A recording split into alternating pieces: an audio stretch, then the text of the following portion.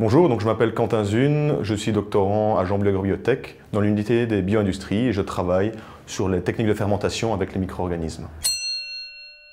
C'est frustrant et pas frustrant. L'exercice de devoir vulgariser, c'est aussi un exercice pour le doctorant parce que ça nous apprend à avoir du recul en fait, sur notre travail. Et quelque part, après, d'abord pour l'expliquer aux gens, on a plus facile.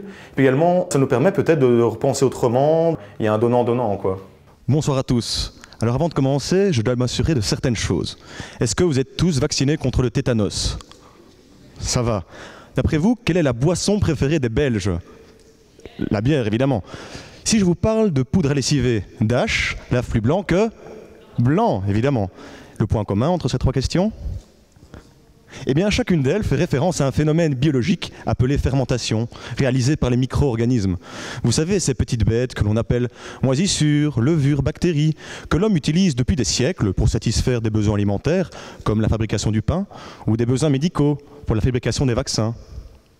L'homme a donc dû développer des systèmes capables de cultiver ces micro-organismes à grande échelle afin de satisfaire les besoins de tout le monde. Il a conçu l'usine cellulaire, dont l'objectif est de multiplier ces micro-organismes dans un environnement idéal afin d'en avoir une quantité suffisante pour synthétiser une molécule d'intérêt telle qu'un vaccin. Alors, je vais dès à présent faire l'analogie de considérer le micro-organisme comme étant un ouvrier. Alors les usines traditionnelles, comme celle représentée à la gauche de Madia, sont des hangars cylindriques dans lesquels les ouvriers se déplacent librement et effectuent leur travail individuellement à un rythme élevé. Ces usines sont faciles à construire, ont un faible coût, cependant, lorsqu'on va augmenter leur taille, il devient complexe de contrôler et de répartir équitablement les différentes tâches du travail au sein de l'usine, ce qui crée des disparités au sein des travailleurs, ce qui, à l'échelle globale de l'usine, a une incidence sur la productivité et la qualité du produit fini.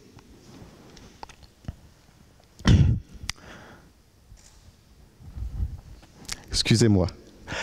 Or, pour continuer, les enjeux économiques impose aux industriels de produire mieux afin de respecter le consommateur et l'environnement et de produire plus afin de satisfaire les demandes du marché.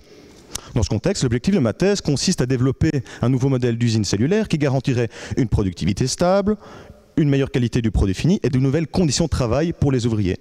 Alors pour ce faire, moi j'ai repris les hangars des usines traditionnelles et je les ai aménagés en y ajoutant des infrastructures qui permettent aux ouvriers de s'y mobiliser afin de travailler à un poste fixe. Dans ces conditions de travail, j'ai observé que les ouvriers se répartissent naturellement et coopèrent. Donc ils pratiquent la transformation des matières premières, la communication. C'est pourquoi je représentais les ouvriers dans différentes couleurs. J'ai ensuite comparé les performances de mon modèle avec les usines traditionnelles. Et que j'ai observé, c'est que les rendements de production sont semblables, mais le nouvel environnement de travail des ouvriers simplifie la mise en continu de l'usine, laisse place à la coopération et à la compétition, et ce qui garantit un meilleur produit de qualité.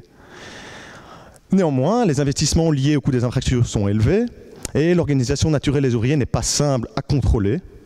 On observe qu'ils ont tendance à ralentir les flux au sein de l'usine. Alors pour conclure, si l'on me posait un jour la question « mais que t'as appris ta thèse ?», je vous répondrais au moins avec certitude qu'à l'échelle du micro-organisme comme à l'échelle humaine, rien de tel que de se sentir bien pour être efficace au travail. C'est un challenge avant tout. Je vais garder, on va dire, les idées, la métaphore que j'ai, imaginées pour expliquer mon sujet. Pourquoi pas pour la présentation de ma thèse dans un an. On la comprend assez bien, je veux dire, c'est assez accessible pour tout le monde. Voilà, pourquoi pas. Ce sera original comme ça.